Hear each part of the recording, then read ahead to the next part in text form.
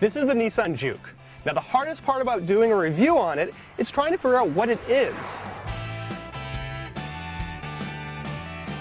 Now the word crossover is kind of overused in automotive circles.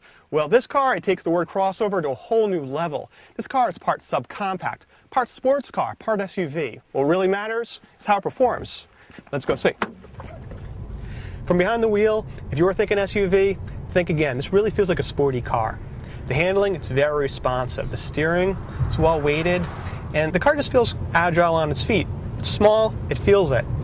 Powertrain, very nice, very sporty and very responsive. It's a very interesting powertrain too. Now you can get a 6-speed manual. Ours came equipped with a CVT. It's infinite gears. It actually works very smoothly. This is something that Nissan does very well. The engine, it's not an engine we've seen before. It's a 1.6-liter direct injection turbocharged engine. Think really neat technology. It's going to get you good fuel economy and good performance. Working together with the CVT, it's very impressive. The car has great acceleration, and you don't feel that turbo lag that sometimes you do with a small displacement turbocharged engine.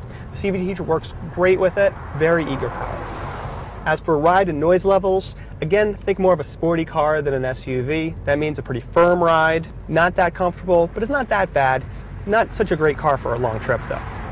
Sitting inside the car, there's an okay amount of room. It's a little bit tight. There are some neat features around, some neat styling details as well. One of the really interesting parts, though, is the controls. It looks pretty much normal. You get your Z button, you've got your mode buttons over here. But watch what happens to all these buttons when I press the D mode. They change. Now, this actually controls how your car operates, whether or not you want to be sporty or you want to be economical. Actually makes changes with the engine, the transmission, the steering, and the climate to be either sportier or to save fuel.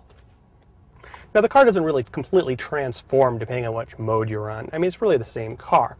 The things you'll notice though is in sport mode, the steering does feel a little bit heavier, and in the eco mode, it doesn't feel like your turbo boost is really all the way there. We wound up leaving the car in normal mode most of the time. Now as for utility, it's a lot more like a subcompact than it is an SUV. Rear seat, well, there are doors here. The handles are kind of hidden, a little bit difficult for kids to reach. Back here, not much room.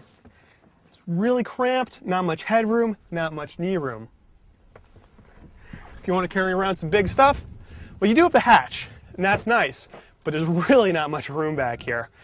Decent load floor, but it slopes so severely, you really can't fit big things here. At least you could fold down the rear seat. So the Nissan Juke, it's quick, it's fuel efficient, it's fun to drive. But if you're looking for the utility that comes with an SUV, look elsewhere. But if you were considering a sporty car, this is actually a more practical choice.